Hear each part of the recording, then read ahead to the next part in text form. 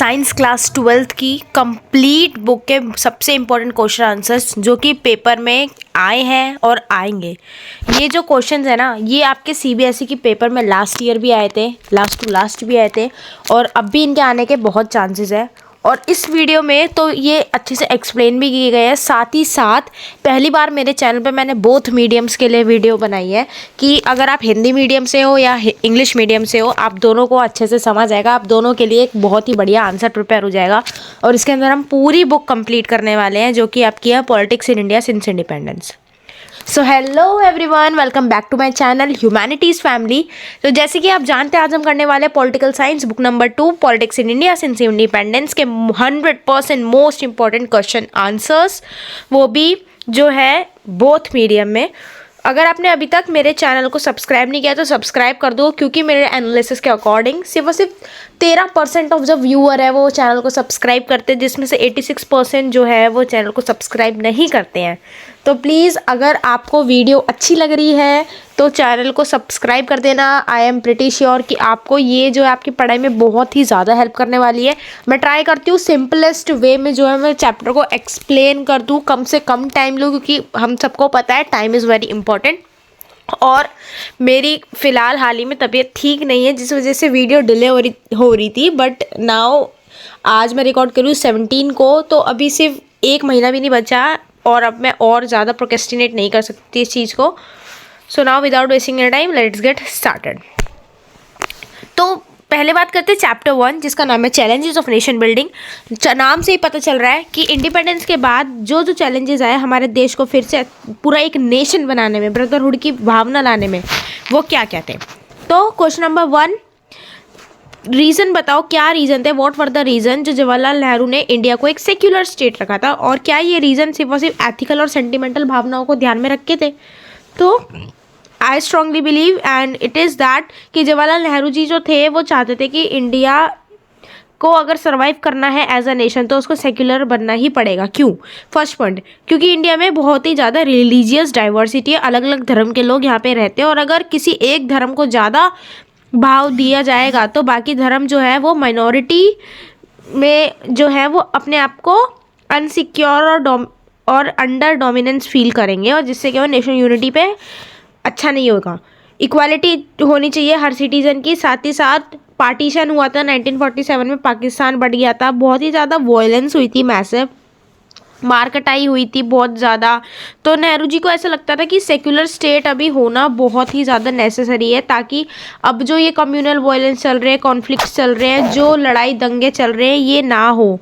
और साथ ही साथ हमको 4th पॉइंट, डेमोक्रेसी को सपोर्ट भी चाहिए था। तो डेमोक्रेटिक स्टेट जो है वो किसी एक रिलीजन की नहीं हो सकती कि सभी हिंदू है या सभी मुस्लिम है या सभी सिख है, मतलब किसी एक रिलीजन की डेमोक्रेटिक स्टेट नहीं हो सकती। सेक्युलर होकर रहना ही पड़ेगा कि एक दूसरे के रिलीजन की रिस्पेक्ट करो, एक दूसरे के साथ अच्छे से बिहेव करो, ठीक है, और एक दूसरे की फ्रीडम को भी प्रोटेक्ट करो।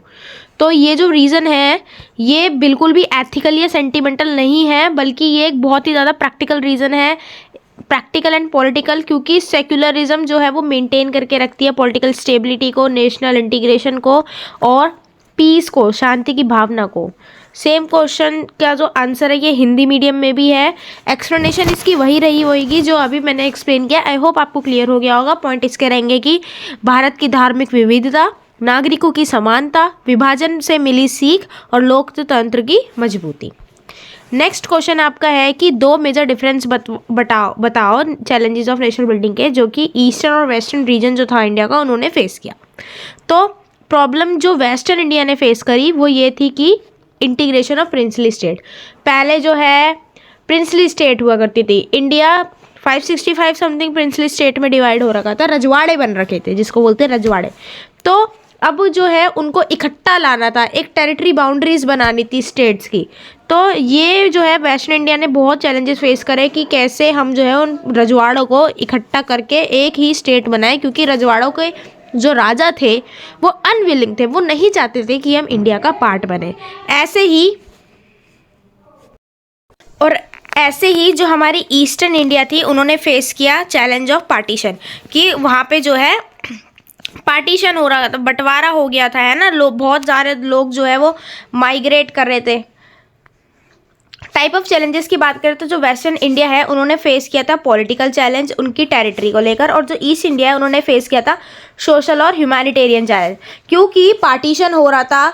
अगर ये भारत है, मान लो ये मतलब ये भारत है अगर, तो इधर जो है पार्टीशन तो हो ही रहा था, यहाँ के हिस्से वाला पाकिस्तान चला गया था, जिस वजह से जो है बहुत ज़्यादा दंगे भी हो रहे थे। तो ये भी है ह्यूमन, जहाँ पे दंगे होंगे वहाँ ह्यूमन राइट्स तो वायलेट होंगे ही ना, तो यही बात हो रही थी। थर्ड क्वेश्चन है कि मेजर चैलेंजेस जो इंडिया ने फेस करे at the time of independence. तो 3 मेजर चैलेंजेस इंडिया ने फेस करे थे। पहला चैलेंज था नेशन बिल्डिंग, कि हमको अपना नेशन को वापस बनाना है। तीसरा था इस्टेब्लिश डेमोक्रेसी, कि हमको डेमोक्रेसी चाहिए, दूसरा था सॉरी, एंड थर्ड था इकोनॉमिक डेवलपमेंट की, क्योंकि हम बहुत ज़्यादा गरीब हो चुके थे, अंग्रेज़ों ने हमको गरीब करके छोड़ा था, हम अनएम्प्लॉयड थे, ठीक है, बेरोज़गारी थी, इनइक्वालिटी थी, साथ ही साथ सेल्फ रिलायंट इकोनॉमी नहीं थी जो हमको बिल्ड करनी थी। तो इसीलिए ये 3 मेजर चैलेंज थे। क्या? राष्ट्र निर्माण की चुनौती थी, लोकतंत्र की स्थापना की चुनौती थी, और आर्थिक विकास की चुनौती थी। ठीक है, नेक्स्ट क्वेश्चन की बात करें तो describe the process of partition of India. जो पार्टीशन हुआ था इंडिया का, उसके प्रोसेस को हमें डिस्क्राइब करना है। तो और उसके कॉन्सिक्वेंसेस कहते हैं। कॉन्सिक्वेंसेस का मतलब होता है कि रिजल्ट, ठीक है, तो उसके रिजल्ट कहते हैं। प्रोसेस ऑफ पार्टीशन जो था वो 1947 में स्टार्ट हुआ था 2 नेशन थ्योरी की वजह से, जो कि मुस्लिम लीग लेकर आई थी। मुस्लिम लीग पार्टी थी एक, उन्होंने लाया था 2 नेशन थ्योरी, जो वो चाहते थे कि वो एरिया जहाँ पे मुस्लिम मेजोरिटी के लोग हैं उस एरिया को पाकिस्तान बोल दिया जाए, ठीक है। और उनके लीडर कौन थे? मोहम्मद अली जिन्ना। और एक रेड क्लिफ लाइन के द्वारा जो है वो बाउंड्रीज डिसाइड की जाएगी। तो कॉन्सिक्वेंसेस और ये भी है कि उसकी वजह से कम्युनल जोन्स बन गए, जैसे कि बंगाल और पंजाब। दिख नहीं रहा होगा तो देखो, बंगाल एंड पंजाब जो है उनको डिवाइड कर दिया कम्युनल जोन में। हिंदू मेजोरिटी वाला एरिया जो था वो इंडिया बन गया, मुस्लिम मेजोरिटी वाला एरिया पाकिस्तान बन गया, और एकदम से सडन डिवीजन हो गया, कन्फ्यूजन हो गई, लोगों के अंदर डर हो गया। फिर क्या हुआ? मास माइग्रेशन हुई 15 मिलियन के आसपास। 15 मिलियन मतलब कि 15 करोड़ के आसपास जो है, 15 मिलियन, सॉरी, मतलब लगभग 1.5 करोड़ के आसपास के जो लोग थे ना, वो माइग्रेट हुए थे। एक मतलब कहीं अपने घर को उनको छोड़ के जाना पड़ा ज़बरदस्ती, ना चाहते हुए, फोर्सफुली देवर माइग्रेटेड। और अक्रॉस बॉर्डर जो है रीजनल कम्युनिटीज़, ये वो सब बहुत कुछ हो गया था। ये मेजर और लार्जेस्ट माइग्रेशन था वर्ल्ड हिस्ट्री में। कम्युनल वायलेंस हुई थी, वही लड़ाई हुए थे, दंगे हुए थे, मतलब ट्रेन आपने अगर मूवीज़ भी बनी है बहुत सारी देखी होंगी, गदर मूवी देखी होगी, उसमें दिखाया है स्टार्टिंग के सीन में कि कैसे ट्रेन भर भर के लोगों की डेड बॉडीज़ जा रही थी। बहुत ही ज़्यादा कम्युनल वायलेंस हो गया था, ह्यूमैनिटेरियन क्राइसिस आ गया था। अब देखो, जहाँ पर इतने लोग मर रहे हैं, इतने लोग रिफ्यूजी बन रहे हैं, और ख़ासकर बंगाल और पंजाब के एरिया में, तो वहाँ पे क्या होगा? ह्यूमन राइट्स बचेंगे? आप वहाँ पे कहाँ अधिकारों की बात करोगे जब आपके जो नॉर्मल सिविक बेसिक राइट है वही नहीं मिल पा रहे हैं आपको। इन for specially for girls, womens को तो मतलब हर चीज़ से खतरा होता है, इससे भी खतरा और अदर वे में भी खतरा है। सेम आंसर ये वही हिंदी में है, आप इसका स्क्रीनशॉट भी ले सकते हो। और ये देखो पेपर में जो है, अगर देख लेना कि क्या आंसर की क्या वेटेज लिखी है। अगर 2 क्वेश्चन है, जैसे इस वाले जो क्वेश्चन में 2 क्वेश्चन पूछे गए हैं आपसे कि एक्सप्लेन करो प्रॉब्लम ऑफ माइग्रेशन को ऑफ प्रिंसली स्टेट, और दूसरा कि इंडिया जो है गवर्नमेंट ने कैसे उससे डील किया। तो ये 2 क्वेश्चन है ना, दे आर 2 क्वेश्चंस। तो आपको अगर पेपर में ऐसे करके भी दिया जा सकता है, 3+3 करके दिया होगा, तो इसका मतलब है पहले का क्वेश्चन 3 नंबर की वेटेज रखता है और ये वाला क्वेश्चन भी 3 नंबर की वेटेज रखता है। तो आपको करना क्या है कि इतने पार्ट को 3 नंबर में लिखना है और इतने पार्ट को 3 नंबर में लिखना है। और अगर क्वेश्चन में ये बोला है ना कि 3 पॉइंट में डिस्क्राइब करो, तो आप 3 पॉइंट ही लिखोगे। और लेकिन लिखोगे कैसे? फर्स्ट पॉइंट, उसकी हेडिंग जस्ट लाइक दिस, और फिर उसके बारे में इतना लिखना है कि आपको 3 नंबर आराम से मिल जाए। ये नहीं 3 लाइन में आंसर ख़त्म कर दिया, फिर तो आपको 1 नंबर ही मिलेगा या फिर 0 भी मिल सकता है, ठीक है। तो प्रॉब्लम क्या है इंटीग्रेशन ऑफ प्रिंसली स्टेट में? तो सबसे पहले इंडिया जो थी उसमें 565 प्रिंसली स्टेट थी। जो स्टेट्स थे वो डायरेक्ट या फिर इनडायरेक्टली ब्रिटिश रूल के अंदर आती थी। साथ ही साथ उनको ऑप्शन दिया गया था कि आप इंडिया में जाना चाहोगे, क्या पाकिस्तान में जाना चाहोगे, या इंडिपेंडेंट रहना चाहोगे, और वो चाहते भी थे ये ऑप्शन रहना, ठीक है। तो और क्या था, यूनिटी, नेशनल यूनिटी के थ्रेट थी, मतलब कि खतरा थी, डेंजर था। अगर प्रिंसली स्टेट जो है वो इंडिपेंडेंट रहेगी और इंडिया का पार्ट नहीं बनेगी तो क्या होगा, इंडिया की जो पॉलिटिकल सिस्टम है वो बहुत ज़्यादा फ्रेगमेंटेड, तितर बितर हो जाएगा, इधर उधर फैला हुआ हो जाएगा और बहुत ज़्यादा वीक हो जाएगा। मान लो मैं दिल्ली में रहती हूँ, मेरे नीचे मध्य प्रदेश है, तो फिर, और मध्य प्रदेश इंडिया का पार्ट नहीं है और बाकी एरिया इंडिया का है, तो मतलब बहुत ज़्यादा फैला हुआ, बहुत टूटा हुआ, बिखरा हुआ, ऐसा नहीं हो जाएगा अजीब सा।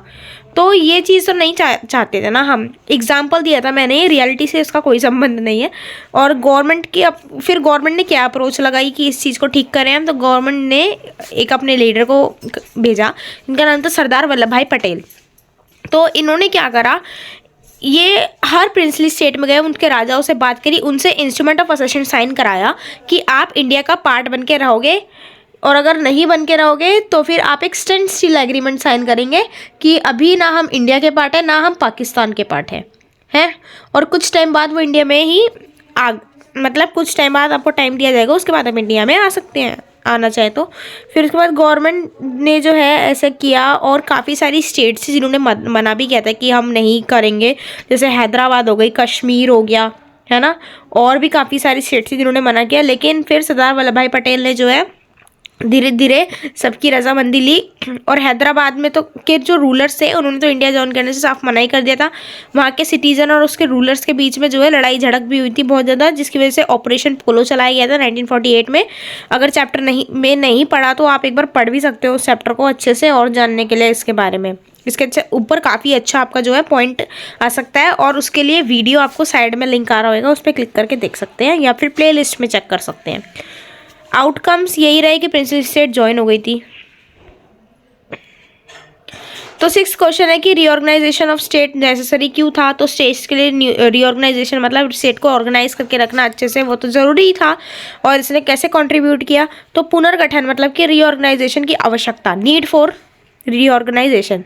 स्वतंत्रता के बाद मतलब कि आज़ादी के बाद जो है लोगों ने भाषा और संस्कृति के आधार पर राज्यों की मांग की। लोग डिमांड करने लग गए थे कि हमको कल्चर और लैंग्वेज के अकॉर्डिंग जो है अपना स्टेट डिवाइडेड चाहिए, कि हमको डिमांड होने लग गई थी एडमिनिस्ट्रेशन के वर्क के लिए। फिर उसके बाद लिंग्विस्टिक बेसिस पे, लैंग्वेज के बेसिस पे स्टेट्स का फॉर्मेशन हुआ, स्टेट को बनाया गया। स्टेट रीऑर्गेनाइजेशन कमीशन बनाई गई, जिन्होंने बोला कि लिंग्विस्टिक के बेसिस पे मतलब लैंग्वेज के बेसिस पे हम जो है वो करेंगे। इस क्वेश्चन को ना करते हुए मैं नेक्स्ट क्वेश्चन पे जाऊंगी, जो कि सेम क्वेश्चन है।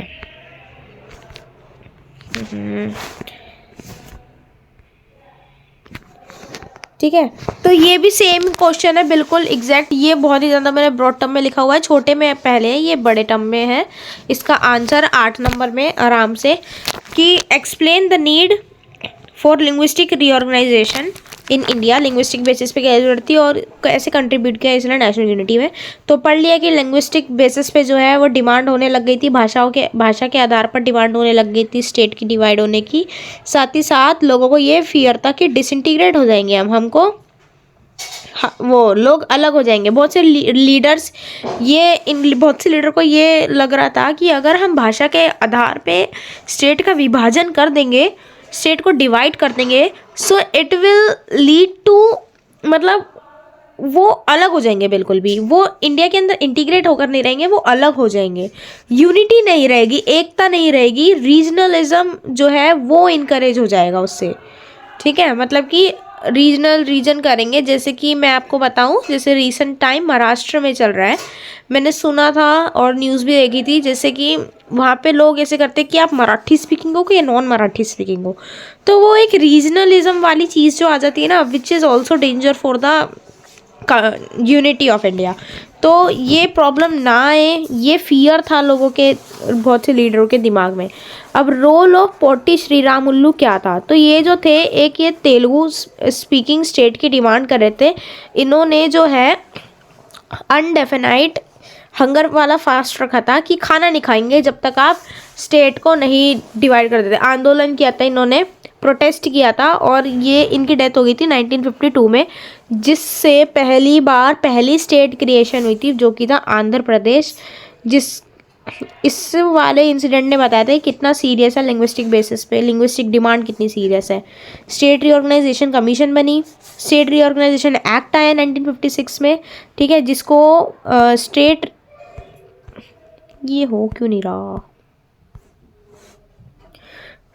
स्टेट रीऑर्गेनाइजेशन एक्ट को जो है राज्य पुनर्गठन आयोग भी बोला जाता है, जो कि 1953 में आया था। और इसने राष्ट्र की एकता को ध्यान में रखते हुए भाषा के आधार पर राज्यों का गठन की सिफारिश करी थी, मतलब कि राज्यों को बांटने के लिए बोला था। 1956 में जो है अधिनियम आया था, एक्ट आया था, अधिनियम मतलब कि एक्ट।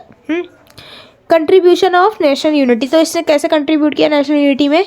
लिंग्विस्टिक रीऑर्गेनाइजेशन जो है वो स्ट्रेंथ करता है नेशनल यूनिटी को by respecting regional and linguistic identity, reducing regional tension and protest, improving administration efficiency and strengthening federalism and democracy. मतलब कि रिस्पेक्ट करता है रीजन की, रिस्पेक्ट करता है लिंग्विस्टिक आइडेंटिटी की, कि आप भाषा के रूप में, ठीक है, और लोगों की भी आइडेंटिटी जो है उसकी रिस्पेक्ट करता है। अब नेक्स्ट चैप्टर है आपका era of one party dominance. अब मतलब कि एक पार्टी, जब कांग्रेस रूल कर रही थी, सिर्फ और सिर्फ आज़ादी के बाद कांग्रेस ने रूल किया है इंडिया पे, जस्ट लाइक अभी बीजेपी कर रही है, उस वैसे ही पहले कांग्रेस ने किया था। तो पहला क्वेश्चन है, अगर भारतीय जनसंघ पार्टी और कम्युनिस्ट पार्टी जो है वो अपनी सरकार बना लेती इन फर्स्ट जनरल इलेक्शन में इंस्टेड ऑफ कांग्रेस, तो क्या होता? एक्सप्लेन करो इसको।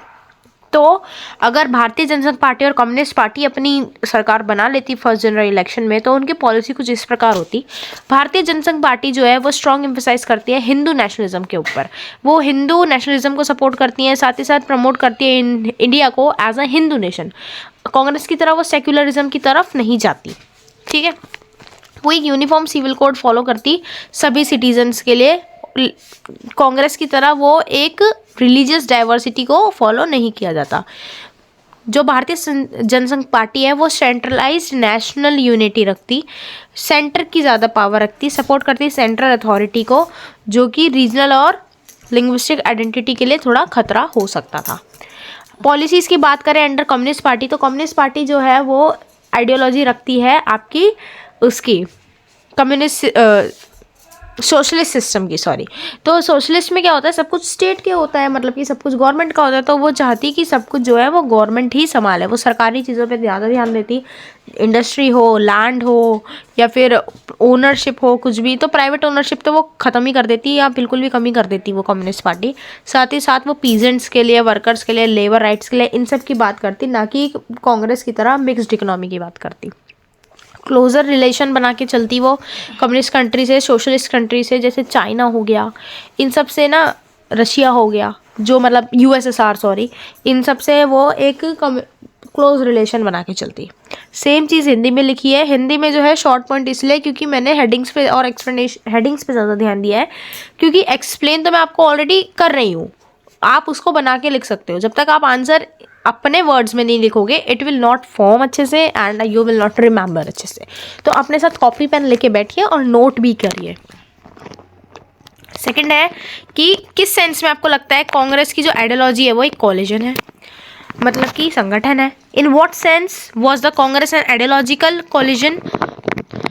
Mention the various ideological current present with in the Congress. तो कांग्रेस जो है उसको ideological collision because it include leader with different political idea. Collision क्या होता है? जब अलग अलग पार्टीज जो है, अलग अलग जो है ना, वो साथ में एक संगठन बनाते हैं, साथ में रह के एक काम करते हैं। और आइडियोलॉजी क्या होती है? क्या विचारधारा वो रखते हैं। तो कांग्रेस को बोला गया है आइडियोलॉजिकल कॉलिजन, क्योंकि अलग अलग विचारधारा वाले जो लीडर थे, पॉलिटिकल लीडर, वो एक ही पार्टी के अंदर थे। जैसे कि कुछ मॉडरेट वाले थे, जिसको बोलते हैं माध्यमवर्गीय विचारक। तो ये बिलीव करते थे ग्रेजुअल रिफॉर्म्स में, मतलब धीरे धीरे रिफॉर्म्स लाओ, कॉन्स्टिट्यूशनल मेथड को अपनाओ। कुछ रेडिकल थे जिनको कट्टर सुधारवादी बोला जाता है, वो सपोर्ट करते थे कि एकदम एक्शन करो, स्ट्रॉन्ग एक्शन करो, सोशल और इकोनॉमिक चेंज करो। कुछ सोशलिस्ट थे जिनको समाजवादी बोला जाता है, वो चाहते थे कि स्टेट पे कंट्रोल हो, स्टेट का कंट्रोल हो, इंडस्ट्री के ऊपर, पॉलिसीज़ के ऊपर सरकार करे। कंजर्वेटिव जो रूढ़िवादी सोच के थे, वो कहते थे कि प्राइवेट प्रॉपर्टी होनी चाहिए, बिजनेस में इंटरेस्ट होना चाहिए लोगों का। जो गांधीवाद थे, जो गांधीयन थिंकिंग वाले थे, वो करते थे कि नॉन वायलेंस हो, लड़ाई झगड़ा ना हो, और साथ ही साथ विदेश गाँव का डेवलपमेंट हो, मॉरल पॉलिटिक्स हो।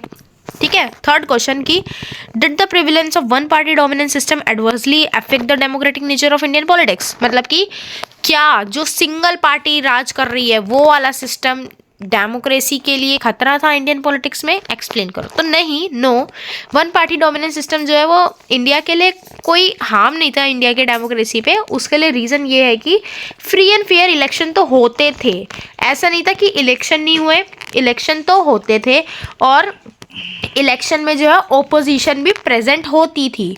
ठीक है। अब जैसे चाइना हो गया, वहाँ पे इलेक्शन होते हैं पर ओपोजिशन नहीं होती, सारे जो नेता होते हैं वो एक ही पार्टी के होते हैं, सिंगल पार्टी सिस्टम होता है। बट इंडिया में कभी सिंगल पार्टी सिस्टम तो नहीं था ना, डोमिनेंस था सिंगल पार्टी का, but only single party system तो नहीं था कि इसके अलावा कोई और पार्टी चुनाव लड़ेगी ही नहीं। तो इलेक्शन तो हुए थे, फ्री एंड फेयर इलेक्शन हुए थे और रेगुलर हुए थे, ओपोजिशन ने भी कॉन्टेस्ट किया था। ठीक है। माना कि ओपोजिशन कमज़ोर थी, बट ओपोजिशन तो थी ना, ओपोजिशन होती है ना। विपक्ष का जो दल होता है वो विपक्ष का दल होता है, वो कभी तुम्हारे साथ थोड़ी ना बोलेंगे। और विपक्षी जरूरी भी होते हैं ताकि क्वेश्चन उठाया जाए सरकार, वरना सब कुछ अपनी मर्जी से कुछ भी करती रहेगी जब तक विपक्षी दल नहीं होगा। साथ ही साथ इंटरनल डेमोक्रेसी भी थी। Congress itself had a many factions and Congress के अंदर ही खुद में ही इतने डिबेट्स इतने वो हुए थे, जिसकी वजह से मतलब अंदर ही अंदर वो एक चीज़ आ गई थी ना। अभी आप आगे भी ये पढ़ेंगे, कांग्रेस आर कांग्रेस ओ, ये वाली बात। रिस्पेक्ट फॉर डेमोक्रेटिक इंस्टीट्यूशन जैसे जुडिशरी, पार्लियामेंट, कॉन्स्टिट्यूशन, ये सारी चीज़ें थी और ये सब फंक्शन भी करती थी इंडिपेंडेंटली। ठीक है। लोकतांत्रिक संस्थाओं का सम्मान भी था। फोर्थ क्वेश्चन है कि मेन डिफरेंस बताओ between India and Mexico under one party dominance. तो इंडिया और मैक्सिको में वन पार्टी डोमिनेंस में क्या डिफरेंस था? सबसे पहले बात करें नेचर ऑफ इलेक्शन, भारत के निष्पक्ष चुनाव। तो इंडिया में जो है फ्री एंड फेयर इलेक्शन हुए थे, जिसमें कि मैक्सिको के जो इलेक्शन थे वो रिजर्व्ड इलेक्शन थे। रोल ऑफ ओपोजिशन की बात करें तो इंडिया में ओपोजिशन पार्टीज अलाउड है, लेकिन मैक्सिको में ओपोजिशन पार्टीज को सप्रेस किया जाता है। ठीक है। डेमोक्रेटिक सिस्टम यानी कि भारत के लोकतांत्रिक राह की बात करें तो इंडिया जो है वो डेमोक्रेटिक है, मैक्सिको जो है वो अथॉरिटेरियनिज्म को फॉलो करती है। नेक्स्ट क्वेश्चन, क्या वन पार्टी डोमिनेंस जो है वो हार्म है इंडिया के लिए? ये क्वेश्चन हो चुका है, ये आई डोंट नो दोबारा आ गया गलती से। इसमें क्रिटिकली एनालाइज किया हुआ है, मतलब कि हम दोनों आर्ग्यूमेंट को देख रहे हैं कि अगर क्वेश्चन में आगे क्रिटिकली एनालाइज तो आप दोनों आर्ग्यूमेंट को देखोगे in a positive way and in a negative way too. ठीक है। तो पॉजिटिव वे हमने पढ़ लिया, अब थोड़ा सा नेगेटिव वे अगर देखें कि वन पार्टी डोमिनेंस रहेगा तो क्या होगा। तो उसका पहला पॉइंट जो कि आपका नीचे है, यहाँ पे है, ये वाइट क्यों हो जाता है, ये रहा। तो अगर नहीं यही होगा तो वीक हो जाएगी हमारी ओपोजिशन पार्टी, जो है हमारी वीक हो जाएगी। ठीक है। और कंटिन्यू जो है वो इलेक्ट्रल में क्योंकि वो कंटिन्यू हारती रहेगी, तो फिर क्या हुआ, वो ओपोजिशन पार्टी को लोग छोड़ते चले जाएंगे, वो डिफीट हो जाएंगी। साथ ही साथ पार्टी और गवर्नमेंट जो है वो ब्लर होने लग जाएगी। जब वो कंटिन्यू हार रहे हैं तो वो एक जगह पे अपना हौसला भी छोड़ देंगे कि क्या भाई हम खड़े होते हैं, जीतते तो है नहीं। क्लोज ओवरलैप हो जाएगा between party and the state machinery. Reduce हो जाएगी पॉलिटिकल ऑल्टरनेटिव। पॉलिटिक्स में क्या होता है, एक बार ये फिर कोई और आ गया, फिर कोई और आ गया, फिर कोई और आ गया, तो ये चीज़ तो ख़त्म ही हो जाएगी ना बिल्कुल। तो इसीलिए वन पार्टी डोमिनेंस होना अच्छी बात भी नहीं है, गलत बात नहीं है तो अच्छी भी नहीं है। नेक्स्ट चैप्टर 3 जो कि है पॉलिटिक्स ऑफ प्लान डेवलपमेंट। तो प्लान क्या था इंडिया, देखो अब हम ना बिल्कुल सीरीज वाइज चल रहे हैं। पहले हम आज़ाद हुए, आज़ाद के बाद हमारा एक ही पार्टी डोमिनेट करे जाती, लेकिन अब पॉलिटिक्स खेलेंगे तो देश कैसे आगे बढ़ेगा, तो हमको डेवलपमेंट भी चाहिए थी, तो अब हम डेवलपमेंट में आ गए हैं। पहला क्वेश्चन यही है कि आइडिया ऑफ डेवलपमेंट क्या था इंडिया में और इसको अडॉप्ट क्यों किया गया इंडिपेंडेंस के बाद।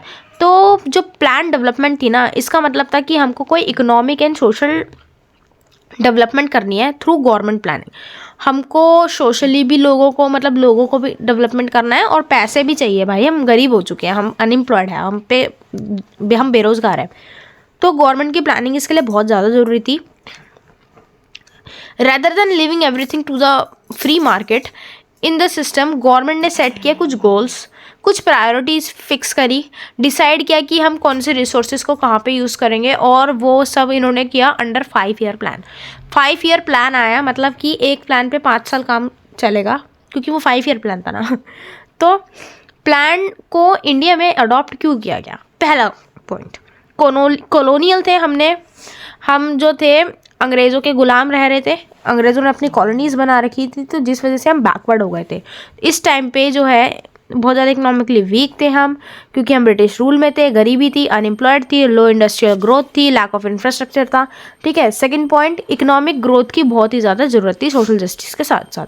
तो इंडिया ने ये बिलीव किया कि डेवलपमेंट जो होनी चाहिए ना, वो सिर्फ अमीरों के फ़ायदे के लिए नहीं होनी चाहिए, not only for rich people. ठीक है।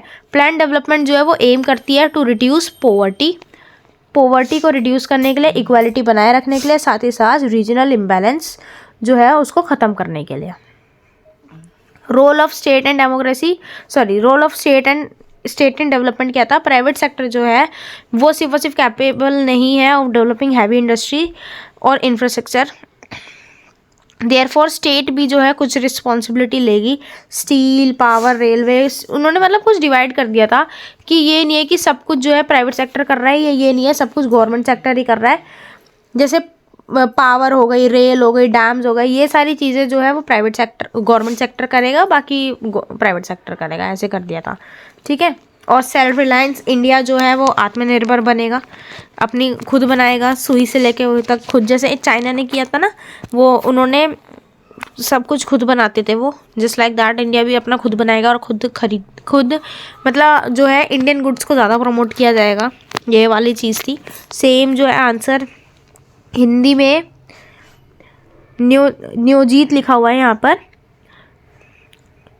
औपनिवेशिक पिछड़ापन, सामाजिक न्याय के साथ आर्थिक विकास में राज्य की भूमिका और आत्मनिर्भरता, ये कुछ पॉइंटर्स हैं, इसी को आप ऐसे एक्सप्लेन करके लिख देंगे। सेकंड क्वेश्चन है कि मेन ऑब्जेक्टिव क्या थे इकोनॉमिक प्लानिंग के इंडिया के अंदर? तो इकोनॉमिक प्लानिंग जो थी वो क्यों चाहिए थी? क्योंकि इकोनॉमिक ग्रोथ चाहिए थी, आर्थिक विकास चाहिए था, जिसकी वजह से नेशनल इनकम बढ़े और प्रोडक्शन भी बढ़े। इक्विटी चाहिए थी, मतलब कि समानता, जिसकी वजह से गरीबी और इनइक्वालिटी कम हो। मॉडर्नाइजेशन, मतलब कि आधुनिकरण चाहिए था कि साइंस और टेक्नोलॉजी का भी यूज़ बढ़े। सेल्फ रिलायंस चाहिए था, आत्मनिर्भरता चाहिए थी, जिससे कम हुए डिपेंडेंस ऑन फॉरेन कंट्रीज़। तो ये और कुछ ऑब्जेक्टिव थे जो कि हमारी इंडिया की डेवलपमेंट स्ट्रैटेजी थे। प्लानिंग कमीशन क्या आती है और एक्सप्लेन करो कि उसका क्या रोल था प्लान डेवलपमेंट में। तो जो 5 ईयर प्लान आ रहे थे वो किसके अंतर्गत आ रहे थे? कौन डिसाइड कर रहा था 5 ईयर प्लान क्या होगा? हर 5 साल में कोई एक नया प्लान आएगा, क्या था ये? तो ये सब डिसाइड करने का काम था प्लानिंग कमीशन का, जो कि एक सेंट्रल प्लानिंग बॉडी थी, जो कि गवर्नमेंट के द्वारा सेटअप की गई थी 1950 में। और इनका यही मेन पर्पस था कि ये फॉर्मुलेट करते थे इम्प्लीमेंट करने में सारे 5 ईयर प्लान्स को, और एक एडवाइजरी बॉडी की तरह ये काम करते थे कि क्या होगा क्या नहीं होगा। और प्लानिंग कमीशन का रोल क्या था? सबसे पहले तो ये 5 ईयर प्लान बनाते थे, प्रिपेयर करते थे पूरा कि ये लॉन्ग टर्म होगा, शॉर्ट टर्म होगा सॉरी, इसके गोल क्या रहेंगे, इकोनॉमिक डेवलपमेंट के अंदर प्रायोरिटीज़ क्या रहेंगी उनकी, सेक्टर जैसे कि एग्रीकल्चर हो गया, इंडस्ट्री हो गया, एजुकेशन होगी, हेल्थ हो गई, इसमें कैसे ही काम करेंगे। साथ ही साथ वो करते थे कि हमको डेवलपमेंट प्रायोरिटीज़ को फिक्स किया जाता था कि जैसे मान लो जो हमारा फर्स्ट 5 ईयर प्लान था वो बात करता था एग्रीकल्चर के बारे में, सेकंड हमारा बात करने लग गया इंडस्ट्रीज़ के बारे में, ठीक है, थर्ड हमारा दोनों के बारे में बात करने लग गया। तो मतलब ऐसे जो है गोल डिसाइड कर लिए जाते थे, फिक्स कर ली जाती थी प्रायोरिटी। फिर एलोकेशन ऑफ रिसोर्सेज, कि रिसोर्सेज का जो है बंटवारा वो कैसे रहेगा, कहाँ पे कितना जो है हमको यूज़ करनी है चीज़ें, और उसके लिए कमीशन ही रिस्पॉन्सिबल रहती थी। Coordination between centre and state. और फिर फिफ्थ काम जो था इनका मॉनिटर करना था और इवेलुएट करना था कि कैसे कि काम ये जो है ये हो रहा है नहीं हो रहा, प्रोग्रेस कितनी हो रही है, ये सब देखना था। ठीक है। पंच विषय पंचवर्षीय योजनाओं का निर्माण, विकास की प्राथमिकताएं तय करना, साथ ही साथ संसाधनों का वितरण की मतलब योजना के आयोग के केंद्र में और राज्यों के बीच किस तरीके से जो है डिवाइड किया जाएगा रिसोर्सेस को, केंद्र और राज्यों के बीच समन्वय और योजनाओं की निगरानी। Fourth question is 5 year examine the role of 5 year plan in economic development. तो पॉजिटिव रोल की बात करते हो, सबसे पहले प्रमोट इंडस्ट्रियलाइजेशन। 5 ईयर प्लान के में जो है इंडस्ट्रियलाइजेशन को प्रमोट किया गया, औद्योगिकरण को बढ़ावा दिया गया। सेकंड, डेवलप्ड इंफ्रास्ट्रक्चर, ठीक है, आधारभूत ढांचों का विकास। इंफ्रास्ट्रक्चर्स की बहुत डेवलपमेंट हुई, सड़कें बनी, रेलवे बनी, संचार व्यवस्था बनी, इन सब चीज़ों का विकास हुआ। थर्ड, एक्सपेंड किया गया पब्लिक सेक्टर्स को, सार्वजनिक क्षेत्र का विस्तार, उनको बढ़ाया गया। सरकार ने उन क्षेत्र को बढ़ाया, उन सार्वजनिक क्षेत्र को बढ़ाया जहाँ पे उद्योग मतलब उनको बढ़ाने के लिए उद्योग स्थापित किए गए, इंडस्ट्रीज बनाई गई। लिमिटेशंस क्या थी कि स्लो इकोनॉमिक ग्रोथ हो रहा था, आर्थिक विकास में थोड़ी धीमी गति थी, थोड़ी धीमी गति थी। इकोनॉमिक ग्रोथ जो है वो बहुत धीरे धीरे बढ़ रही थी, बढ़ तो रही थी लेकिन धीरे धीरे बढ़ रही थी। पुअर इम्प्लीमेंटेशन था, मतलब बोल तो दिया ऐसा होगा, ध्यान भी रख रहे हैं, लेकिन ग्राउंड लेवल पे जो रियलिटी होती है ना वो बहुत अलग होती है, पता है गाइस। ग्राउंड लेवल की रियलिटी हमेशा ही अलग होती है। इम्प्लीमेंटेशन योजनाओं का अच्छे से नहीं किया जा रहा था, रीजनल इम्बैलेंस था। फिफ्थ क्वेश्चन है कि बताइए, एक्सप्लेन कीजिए डिबेट बिटवीन स्टेट लेड जो प्लानिंग होएगी और फ्री मार्केट इकोनॉमी को, है तो इंडिया ने कैसे रिजॉल्व किया इसको। तो स्टेट लेड जो प्लानिंग होती है उसमें क्या होता है, स्टेट मतलब गवर्नमेंट जो है वो कंट्रोल करती है इकोनॉमिक डेवलपमेंट को। India lacked strong private industries and capital. State was seen as capable of investing in heavy industries. State जो है मतलब गवर्नमेंट जो है वही हैवी इंडस्ट्रीज़ पे काम करती थी, इंफ्रास्ट्रक्चर, एजुकेशन, वेलफेयर, इन सब चीज़ों पे स्टेट काम करेगी। स्टेट लेड प्लानिंग में गवर्नमेंट कंट्रोल करेगी सारी नेसेसरी टू रिड्यूस मतलब गवर्नमेंट ही जो है वो इकोनॉमिक इनइक्वालिटी जो कि पैसों को लेकर जो है ना भेदभाव, उनको इनइक्वालिटी को, डिस्क्रिमिनेशन को गवर्नमेंट कम करेगी। जो भी अंतर है उनको गवर्नमेंट सोशल जस्टिस इंश्योर करेगी। ये सब स्टेट लेड प्लानिंग के अंदर होता है। मार्केट फ्री इकोनॉमी में क्या होता है कि प्राइवेट सेक्टर्स आ जाते हैं। मार्केट जो है, मार्केट फोर्स गाइड करते हैं इकोनॉमी को, क्या बनाना चाहिए क्या नहीं बनाना चाहिए। जिस चीज़ के लोग डिमांड करेंगे उस चीज़ का सप्लाई ज़्यादा होएगा। अगर सारे लोग चॉकलेट ज़्यादा खा रहे हैं तो चॉकलेट की प्रोडक्शन ज़्यादा होएगी, ठीक है। प्राइवेट सेक्टर जो है वो ज़्यादा एफिशिएंट होगा गवर्नमेंट से ज़्यादा, और कंपटीशन बढ़ेगा। कंपटीशन बढ़ेगा तो ये होगा कि इनोवेशन आएगी, ग्रोथ होएगी। और ये भी आर्ग्यू किया गया है कि ज़्यादा अगर एक्सेसिव गवर्नमेंट कंट्रोल करेगी ना तो ब्यूरोक्रेटिक हो जाएगा, करप्शन आएगी। मतलब हर चीज़ में अगर सरकार सरकार सरकार करोगे तो करप्शन आएगा, वो डोमिनेट हो जाएंगे, स्लो डिसीजन बनाए जाएंगे। और इंडस्ट्रियलिस्ट और लिबरल इकोनॉमिस्ट इस व्यू को सपोर्ट करते हैं। इंडिया का क्या रिजोल्यूशन था इस डिबेट के ऊपर, तो इंडिया ने कैसे रिजॉल्व किया इसको, इंडिया ने कैसे किया, तो इंडिया ने एक मिक्स इकोनॉमिक मॉडल अपनाया। ना ही सब कुछ प्राइवेट को देंगे, ना ही सब कुछ गवर्नमेंट को करेंगे, मिक्स करेंगे हम। तो जहाँ पे जिसकी ज़रूरत है वहीं पे वो चीज़ करेगा। गरीबों के लिए सरकारी अस्पताल, अमीरों के लिए प्राइवेट अस्पताल, हॉस्पिटल्स, ओके। तो मतलब मिक्स्ड इकनॉमी हमने अपना ली। जैसे कि हमने सिर्फ एक अप्रोच को नहीं चुना, गवर्नमेंट जो है वो कंट्रोल करेगी कि इंडस्ट्रीज, पब्लिक सर्विस, इंफ्रास्ट्रक्चर, और साथ ही साथ प्राइवेट सेक्टर को भी अलाउ किया गया, एग्रीकल्चर, ट्रेड, स्मॉल इंडस्ट्री, इन सब चीज़ों के अंदर आने के लिए। सेम चीज़ हिंदी मीडियम में भी है, ठीक है। अभी तक चैनल को सब्सक्राइब नहीं किया तो प्लीज़ कर लो, वीडियो को लाइक कर दो, अच्छी लग रही है तो। कुछ नहीं समझ आ रहा तो अब भी कॉमेंट कर दो, मैं बता दूंगी। और ना देखो, अगर क्वेश्चन आया एग्रीकल्चर से रिलेटेड तो आपको क्या लिखना है, अबाउट ग्रीन रेवोल्यूशन और लैंड रिफॉर्म्स, ठीक है। ये सारी चीज़ें भी लिखना है कि ग्रीन रेवोल्यूशन आया था 1965 में, और वाइट रेवोल्यूशन आया था। ग्रीन रेवोल्यूशन के अंदर लैंड रिफॉर्म्स आए थे, सीड्स बांटे गए थे HYV वाले, हाई यील्डिंग वैरायटी सीड्स होते हैं question chapter number 4, India's external relation. तो इसका जो है, अब इंडिया ने डेवलपमेंट भी कर ली, अब आ गए हम अपने एक्सटर्नल रिलेशंस पे। इंडिया बाहरी तौर में कैसे रिश्ते बना रहा था। तो मेन प्रिंसिपल बताओ, पहला क्वेश्चन यही है, इंडिया की फॉरेन पॉलिसी का इंडिपेंडेंस के बाद। तो इंडिया ने है ना, इंडिया की जो फॉरेन पॉलिसी थी वो थी नाम, मतलब नॉन अलाइन मूवमेंट। इंडिया ने जो है वो चाहते थे कि हम शांति से रहे, कॉर्पोरेट करें और इंडिपेंडेंट तरीके से अपना डिसीज़न ले। तो पहले तो इंडिया ने जो है चूज़ किया कि हम ना तो सोवियत ब्लॉक की तरफ जाएंगे, यूएसएसआर की तरफ, ना ही हम यूएसए की तरफ जाएंगे, हम अपना न्यूट्रल रहेंगे। जिस वजह से इंडिया को हेल्प मिली एक इंडिपेंडेंट इंटरनेशनल अफेयर बनाने के अंदर। इंडिया ने पीसफुल कोएग्जिस्टेंस को अपनाना चाहा और सपोर्ट किया settlement of international dispute through dialogue rather than war. Thirdly, India ने अपोज किया कॉलोनियलिज्म को, इम्पीरियलिज्म को, क्योंकि हमने खुद फेस किया था तो हम अपोज तो करेंगे ही। और सपोर्ट किया फ्रीडम मूवमेंट को एशिया और अफ्रीका में। और इंडिया ने प्रमोट किया international cooperations, faith united in United Nation. ठीक है। अंत में भारत ने संयुक्त राष्ट्र और अंतर्राष्ट्रीय सहयोग के माध्यम से विश्व शांति को बढ़ावा दिया। सेम पॉइंट्स इन हिंदी है, आप एक बार पढ़ सकते हैं। साथ ही साथ what is non align movement, नाम क्या था, अभी मैंने बात करी नाम की, तो वही नाम फिर से आ गया कि ये था क्या और इंडिया ने क्यों अडॉप्ट किया। तो नाम यही था कि हम ना किसी एक आइडियोलॉजी की तरफ ना जाते हुए, उस टाइम पे चल रही थी ना कोल्ड वॉर यूएसए और यूएसएसआर में, तो हम एक की तरफ ना जाते हुए हम अपनी खुद की आइडियोलॉजी अपनाएंगे जो कि है पीस कीपिंग। और इंडिया जो है वो, India was the one of the following member of नाम।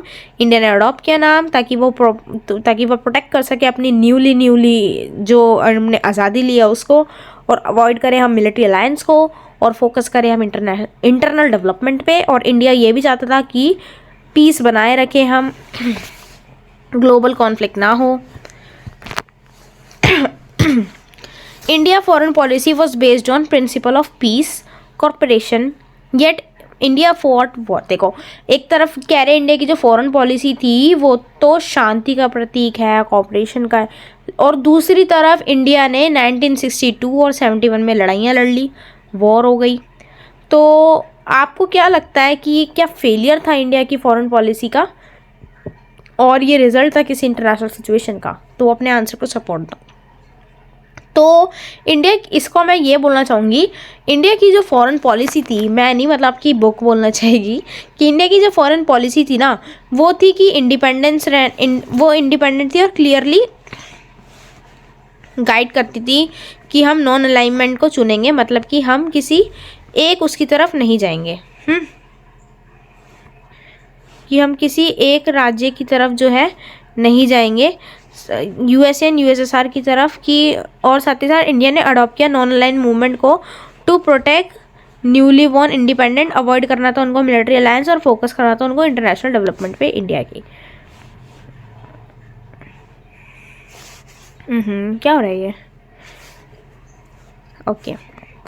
तो इंडिया की जो फॉरेन पॉलिसी थी इंडिपेंडेंस के टाइम पे वो क्लियरली यही गाइड करती थी कि हम पीस रखेंगे, कॉपरेशन रखेंगे, नॉन अलाइनमेंट रखेंगे, पीसफुल कोएग्जिस्टेंस करेंगे। लेकिन हमारी लड़ाई तो हुई है हाउएवर, चाइना के साथ 1962 में, पाकिस्तान के साथ 1971 में। चाइना के साथ क्यों हुई थी हमारी 1962 में? क्योंकि चाइना जो था, उन्होंने दलाई लामा जो कि तिब्बत का जो रूलर थे उन पर हमला कर दिया था। उन्होंने फिर इंडिया में आके मदद मांगी और हम इतने दिलदार हैं, हमने मदद करी, तो जिस वजह से, और तिब्बत के रीजन था वो, तो जिस वजह से चाइना से हमारी झड़प हो गई, लड़ाई हो गई हमारी। उनको लगा कि हम इंटरफेयर कर रहे हैं, वाई इंडिया इज़ इंटरफेयरिंग, जब उनका कोई रोल नहीं है। तो फिर चाइना ने जो है हमारे लद्दाख वगैरह वाले एरिया पे भी हमला कर दिया, उसको अपना एरिया बता दिया और बोला ये तो अक्साई चीन एरिया है, मतलब ऐसे कर दिया उन्होंने, जिसकी वजह से हमारी चाइना से फिर लड़ाई हो गई। चाइना जो है, फिर उसके बाद 1971 में हमने पाकिस्तान से भी लड़ाई करी। क्यों करी? पाकिस्तान की खुद की गलती थी वो। पाकिस्तान जो है, आपको पता होगा कि 2 भाग में था, west Pakistan, east Pakistan. East Pakistan आज के टाइम में जो है वो बांग्लादेश कहलाता है। क्यों? क्योंकि जो है ना, इन दोनों के बीच में लड़ाई चल रही थी, ईस्ट पाकिस्तान वेस्ट पाकिस्तान के बीच में लड़ाई चल रही थी। तो फिर जो यहाँ के लोग थे, ईस्ट वाले वो उठ के हमारे बांग्लादेश हमारे बंगाल में आ गए, वेस्ट बंगाल में आ गए बहुत सारे रिफ्यूजी। अब जब इंडिया के अंदर रिफ्यूजी आ रहे तो इंडिया को तो उनको करना पड़ेगा ना, सुलटाना पड़ेगा उनको, लड़ाई झगड़ा जो है जो भी है, क्योंकि दिक्कत तो उससे हमें ही हो रही है। तो जब हमने जाके किया तो पाकिस्तान को फिर दिक्कत हो गई कि इंडिया बीच में क्यों आ रहा है। हमारी हेल्प से जो है बांग्लादेश बन गया एक अलग राज्य, लेकिन इनको बुरा लग गया पाकिस्तान वालों को कि इंडिया बीच में क्यों बोला, तो फिर हमारी इंडिया पाकिस्तान से भी लड़ाई हो गई इस चक्कर में। ठीक है, समझ आया? यही सब पूरी स्टोरी यहाँ पे लिखी हुई है। क्वेश्चन नंबर 4 है कि how does the political leadership of nation influence करता है फॉरेन पॉलिटिकल लीडरशिप जो है कैसे फॉरेन पॉलिसी को इन्फ्लुएंस करती है, और एक्सप्लेन करो विद एग्जांपल फ्रॉम इंडिया की फॉरेन पॉलिसी। तो सबसे पहले है कि जो पॉलिटिकल लीडरशिप होती है ना, वो एक बहुत ही ज़्यादा इंपॉर्टेंट प्ले करती है role in shaping foreign policy. Leaders की आइडियोलॉजी, लीडर्स का विजन, प्रायोरिटी, ये सारी डायरेक्टली इंटरनेशनल रिलेशन को जो है करती है। किसी भी देश की जो राजनीतिक नेतृत्व होता है ना, वो उसकी विदेश नीति को गहराई से प्रभावित करता है।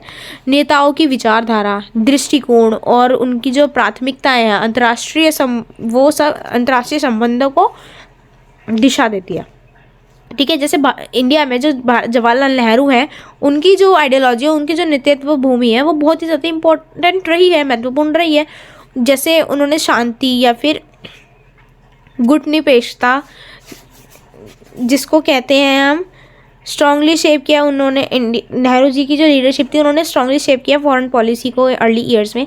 उनका बिलीव था पीस में, नॉन अलाइनमेंट, इंटरनेशनल कॉपरेशन। तो ये सब चीज़ें इंडिया ने अडॉप्ट की है, तभी हम नॉन अलाइन मूवमेंट के पार्ट रहे हैं और अपोज किया हमने मिलिट्री अलायंस को। वैसे ही सिमिलरली इंदिरा गांधी जी की जो लीडरशिप थी, उसने भी इन्फ्लुएंस किया इंडिया की फॉरेन पॉलिसीज़ को। 1971 जब बांग्लादेश वॉर हो रही थी, उस दौरान हर फर्म एंड डिसिसिव लीडरशिप जो है उसने हेल्प करी इंडिया को रिस्पॉन्ड करने में effectively to regional challenges and assert it role as a regional power. Thus India की जो फॉरेन पॉलिसीज़ है वो इन्वॉल्व करती है according to the value I am thinking. Explain करो इंडिया की न्यूक्लियर पॉलिसी को और इंडिया ने क्यों अडॉप्ट किया न्यूक्लियर प्रोग्राम। तो इंडिया की जो न्यूक्लियर पॉलिसी है बेस्ड होती है principle of peaceful use of nuclear. मतलब इंडिया ने बोला था कि हम जो न्यूक्लियर पावर है उसका यूज़ बस शांति के लिए करेंगे, पीसफुल यूज़ रहेगा, हमारा लड़ाई झगड़े का नहीं रहेगा, डिफेंस के लिए रहेगा। ठीक है, नेशनल सिक्योरिटी के लिए रहेगा। और शुरुआत से ही इंडिया यही कहता था कि न्यूक्लियर टेक्नोलॉजी जो है वो हम सिर्फ अपने डेवलपमेंट और पीसफुल पर्पस के लिए ला रहे हैं, जैसे कि पावर जनरेशन, मेडिसिन, रिसर्च, इन सब के लिए।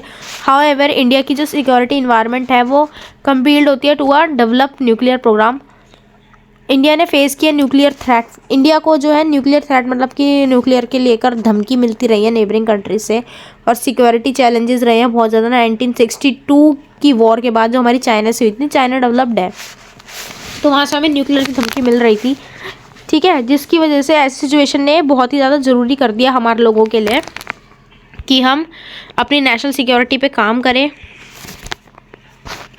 और इंडिया को जो है कंडक्ट करना पड़ा nuclear test to demonstrate technological capability and to maintain a credible minimum deterrence. मतलब कि अगर कोई हम पे हमला करे तो हम खुद का बचाव कैसे करें और अपना भी, और हम भी बदले में हमला कर सके। इसलिए इंडिया को जो है अपने डिफेंस के लिए रखनी थी न्यूक्लियर पावर। इंडिया ने बोला कि हम फर्स्ट यूज़ नहीं करेंगे, नो फर्स्ट यूज़ पॉलिसी अपनाई। मतलब कि हम पहलाव नहीं करेंगे, हम पहले नहीं मारेंगे, हम पहले हाथ नहीं उठाएंगे, और अगर सामने वाले ने उठाया तो हम छोड़ेंगे भी नहीं। ये सीन था, सिंपल। ठीक है, न्यूक्लियर नॉन प्रोलिफेरेशन ट्रीटी जो थी उसको क्रिटिसाइज किया था। क्यों? क्योंकि वो कह रही थी कि न्यूक्लियर पावर अब नहीं बनाई जाएगी। तो इंडिया ने बोला देखो भैया, जो डेवलप नेशन है ना, जैसे यूएसए हो गया, रशिया हो गया, चाइना हो गया, इनके पास तो ऑलरेडी न्यूक्लियर पावर है और इनसे ही हमको खतरा है।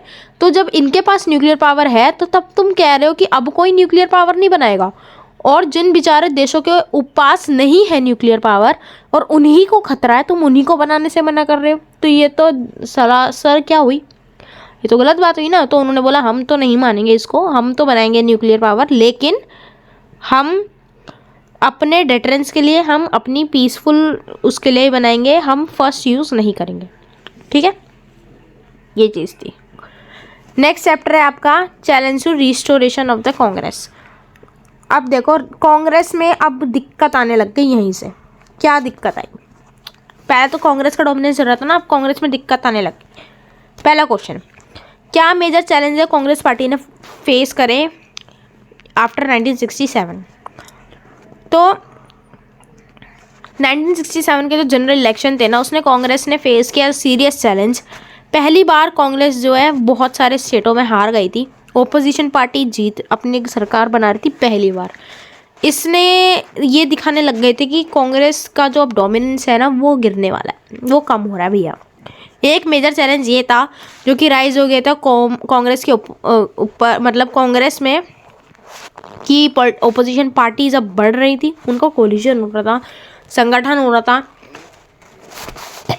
सॉरी, जो अगेंस्ट पार्टीज थी वो इकट्ठी हो रही थी, जिसने रिड्यूस कर दिया Congress control over Indian politics. Another जो चैलेंज था वो ये था कि अब महंगाई आ रही है, महंगाई होने लग गई, अनएम्प्लॉयड हो रहे हैं लोग, फूड शॉर्टेज है,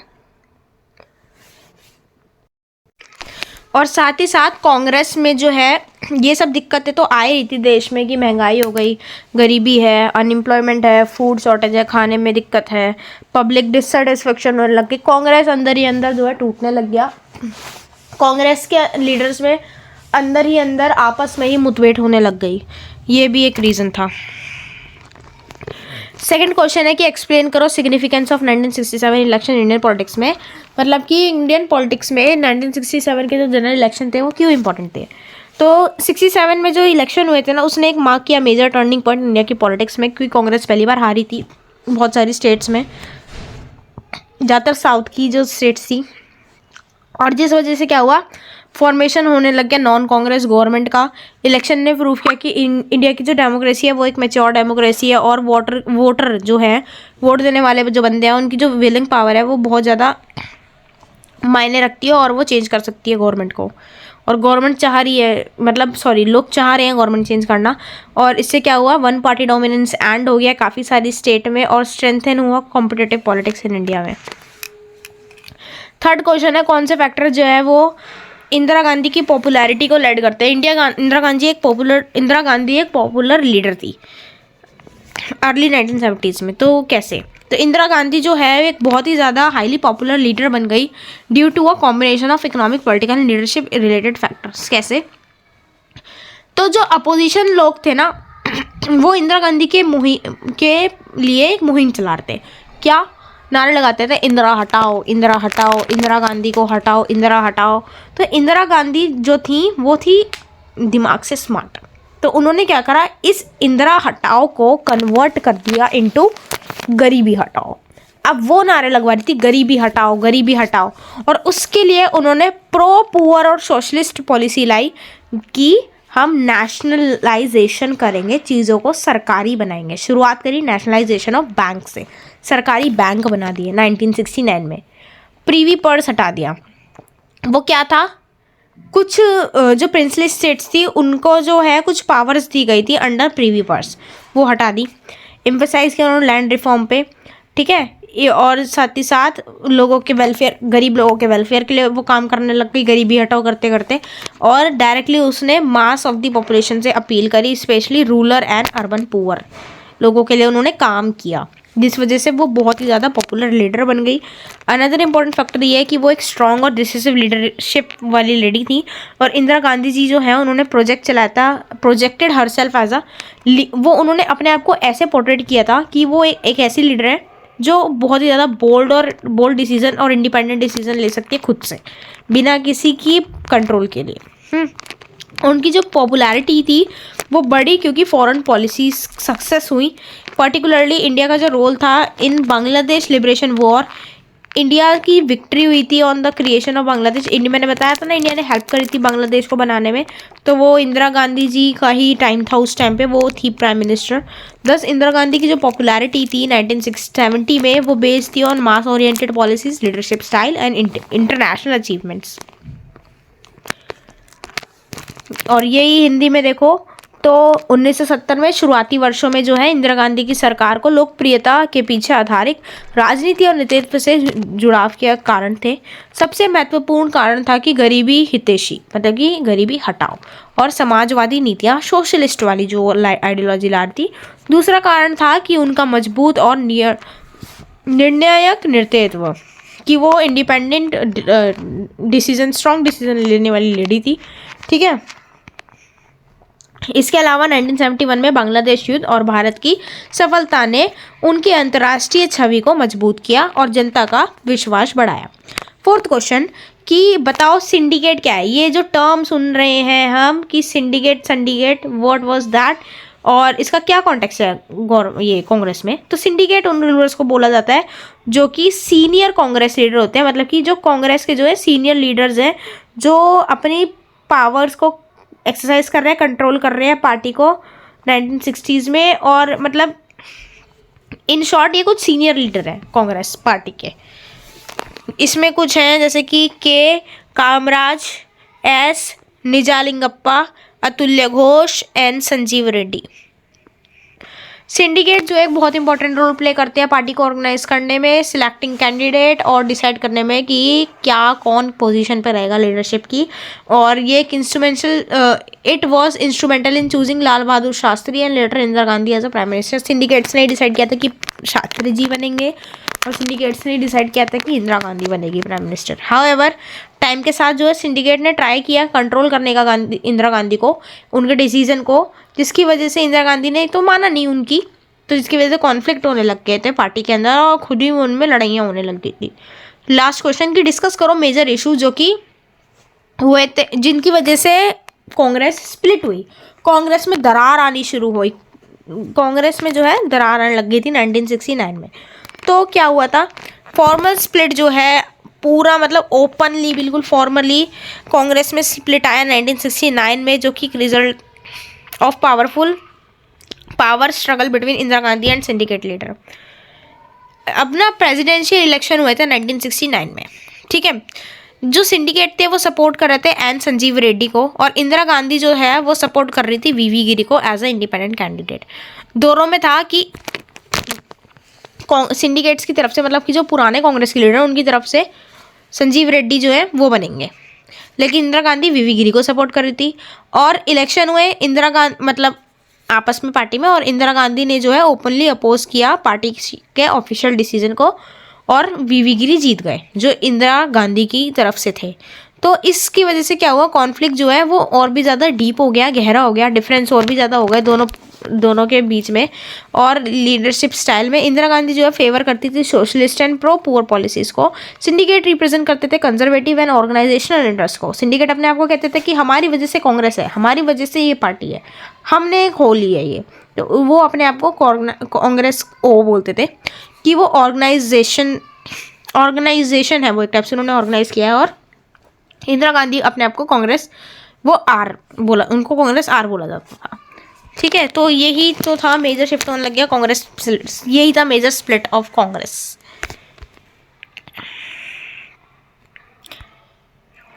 नेक्स्ट चैप्टर है the crisis of democratic order. अब जो है कांग्रेस में धुम अलग हो गई कांग्रेस। अब क्या हुआ, क्वेश्चन 1 एक्सप्लेन करो सर्कमस्टेंसेस को जो लेड करती थी डिक्लेरेशन ऑफ इमरजेंसी 1975। सॉरी 1975 में जो है ना इमरजेंसी लागू कर दी गई। ये क्या थी इमरजेंसी की, सडनली सारी पावर जो है, सारी स्टेट वगैरह की सबकी पावर प्राइम मिनिस्टर के हाथ में चली जाएगी, सेंट्रल के हाथ में चली जाएगी। वो जब मर्जी किसी को भी जेल में डाल सकते हैं विदाउट ट्रायल। प्रेस पे सेंसरशिप लगा दी गई, बहुत कुछ हो गया। न्यूज़पेपर्स की इलेक्ट्रिसिटी काट दी, उनकी बिजली उड़ा दी कि वो कुछ छाप ही ना पाए, सेंसरशिप लगा दी, लोगों को जेल में डाल दिया, ओपोजिशन पार्टीज़ को। तो क्या सर्कमस्टेंसेस थे और क्या रीज़न थे ये सब होने के। तो इमरजेंसी डिक्लेयर हुई थी 25 जून 1975 को, डेट याद रखना, जिसकी वजह से बहुत सारे पॉलिटिकल और इकोनॉमिक और जुडिशियल फैक्टर्स है उसके रिस्पॉन्सिबल। पहला, कंट्री जो है वो एक सीरियस इकोनॉमिक प्रॉब्लम फेस कर रही थी, जैसे कि महंगाई, अनएम्प्लॉयमेंट, फूड शॉर्टेज और बढ़ती महंगाई। These issues caused wide spread public dissatisfaction, इसकी वजह से लोग जो है बहुत नाराज़ थे कि ये क्या हो रहा है। सेकेंडली, एक बहुत ही ज़्यादा राइज हो रहा था पॉलिटिकल मूवमेंट, जैसे कि जो लोग हैं ना वो हड़तालों पे उतर गए थे।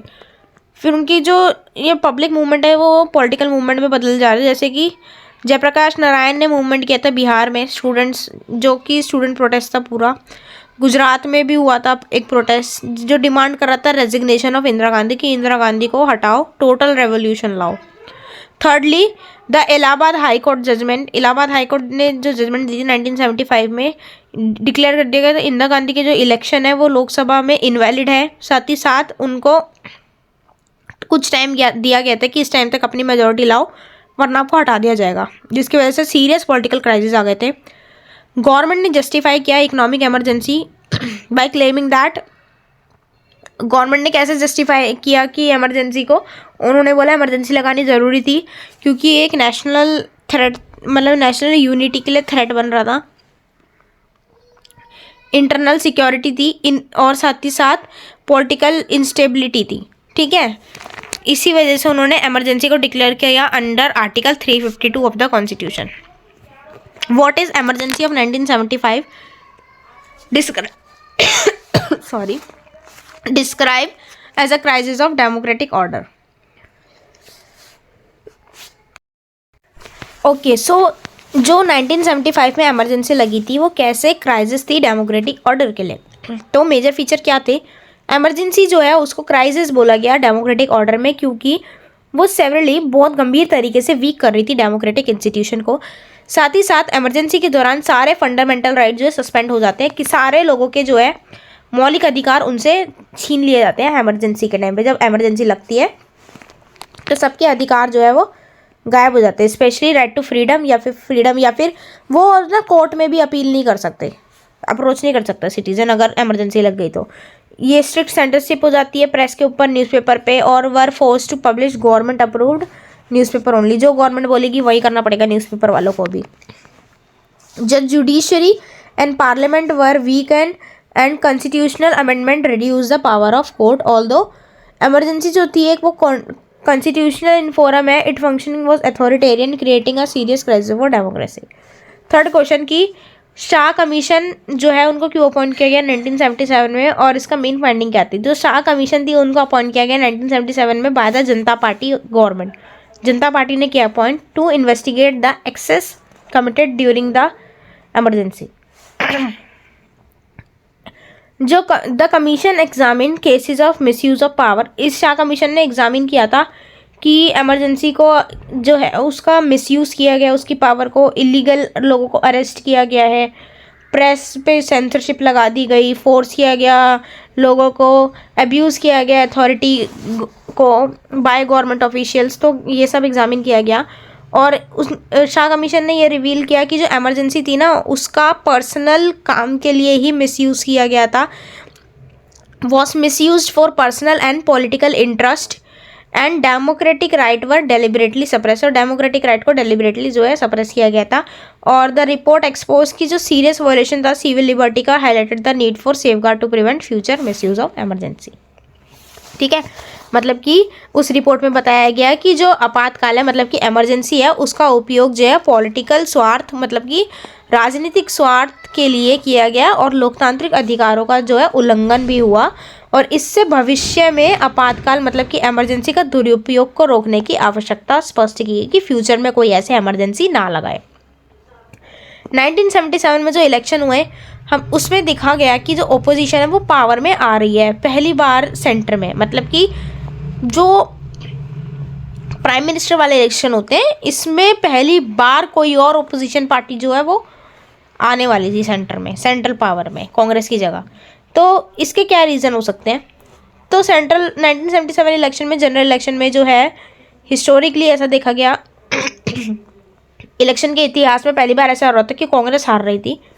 इसका मेन रीज़न यही होगा कि पब्लिक जो है वो एंगर, पब्लिक में गुस्सा था इंदिरा गांधी ने जो इमरजेंसी लगाई थी उस वजह से, और स्पेशली क्योंकि लोगों को गिरफ्तार किया जा रहा था, सेंसरशिप हो गई थी, फोर्स स्टेरिलाइजेशन था, तो इसीलिए पीपल को ऐसा लगा कि जो डेमोक्रेसी और सिविल राइट्स है ना ये तो हमारे लिए खतरा है भैया। The opposition party United the under the Janata party, क्योंकि ओपोजिशन पार्टी जो है वो जनता पार्टी के अंदर आ गई थी सारी। ओपोजिशन मतलब कोलिजन हो रहा था उनका भी, और एक बहुत ही ज़्यादा स्ट्रॉन्ग ऑल्टरनेटिव प्रेजेंट करती थी। This election reflected the majority of Indian democracy where voter punish authoritarian rule. तो इस वजह से जो है वोटर्स ने, जो आम जनता है, उन्होंने पनिश किया, उन्होंने सज़ा दी अथॉरिटेरियन रूल को कि आपने इमरजेंसी क्यों लगाई, तो उन्होंने उन्हें हरवा दिया, इलेक्शन में वोट नहीं दिए। Question number 5, why were the mid term election held in 1980। 1980 में मिड टर्म इलेक्शन क्या हुआ? मिड टर्म इलेक्शन क्या होता है? जब इलेक्शन का पूरा 5 साल नहीं होता, उसके बीच में ही इलेक्शन करवाने पड़ते हैं। जनता पार्टी की जो गवर्नमेंट थी वो फॉर्म हुई 1977 में। Election collapse due to Janata party government formed after the 1977 election collapse due to internal conflict and leadership struggle. Party में आपस में ही कुछ कॉन्फ्लिक्ट हो रहे थे, जिस वजह से 1977 में वो कोलैप्स हो गई और फिर जनता पार्टी को बनाया गया। The party lacked ideological unity, frequent in fighting weakened the government. As a result government lost its, government की खुद की मेजोरिटी चली गई और पॉलिटिकल इंस्टेबिलिटी आ गई। इसीलिए मिड टर्म इलेक्शन करने पड़े 1980 में, जो कि इंदिरा गांधी और कांग्रेस को वापस से पावर के अंदर ले आई। 1977 के बाद बनी जनता पार्टी सरकार को आंतरिक कलह और नेतृत्व संघर्ष का कारण टूट गई। पार्टी में वैचारिक एकता नहीं थी, जिससे सरकार कमजोर हो गई। राजनीतिक अस्थिरता के कारण 1980 में मध्यावधि चुनाव किए गए। मतलब सिंपल सीधी ये है, जनता पार्टी जो है वो नहीं रूल कर पाई, उनमें खुद ही लड़ाइयाँ हो रही थी, वो टूट गए जिससे उनकी मेजॉरिटी, और फिर वापस से कांग्रेस जीत गई। Next chapter, rise of popular movement. जो अब है ना, पॉपुलर मूवमेंट का राइज हो रहा था, कैसे, आइए देखते हैं। Question number 1, identify the reason that led the Chipko movement. Chipko movement Uttar Pradesh लिखा है यहाँ पर, क्योंकि उस टाइम पे वो उत्तराखंड प्रॉपरली बना नहीं था, ठीक है, बट ये मेजर उत्तराखंड ही है। उत्तराखंड में चिपको मूवमेंट हुआ था, ना कि उत्तर प्रदेश में। 1970 की बात है ये, इसीलिए यहाँ पे उत्तर प्रदेश लिखा हुआ है। The Chipko movement began early in 1970 in the hilly region of Uttar Pradesh, जो कि नाउ उत्तराखंड है, as a response to environmental degradation. Chipko movement क्यों हुआ था हम सबको पता है, क्योंकि गवर्नमेंट ने जो है उन्हें कुछ औने पौने दामों में जो है एक इंडस्ट्री को बोल दिया था कि उत्तराखंड के वहाँ पे जो डिस्ट्रिक्ट है, चमोली डिस्ट्रिक्ट, वहाँ के आप पेड़ काट लो, ओक ट्रीज, ठीक है। तो वहाँ की लेडीज़ ने, वुमेन्स ने प्रोटेस्ट किया था कि हम इसको नहीं काटने देंगे, हमारा घर चलता है इससे और ऐसा नहीं होगा। तो उन सब ने जो है पेड़ों को हक करके खड़े हो गए थे कि पेड़ काटने के लिए पहले हमारे आगे से होकर गुजरना पड़ेगा, और उन्होंने भगा दिया था उन लोगों को, इंडस्ट्रीज वालों को। सॉरी। तो रीज़न यही है इसका, लार्ज स्केल डिफॉरेस्टेशन, मतलब कि लार्ज स्केल जो है पेड़ काटे जा रहे थे by the contractors. Local people specially women जो है वो फॉरेस्ट और डेली लाइफ पे, उनको मतलब पेड़ों से ही उनका घर चल रहा था।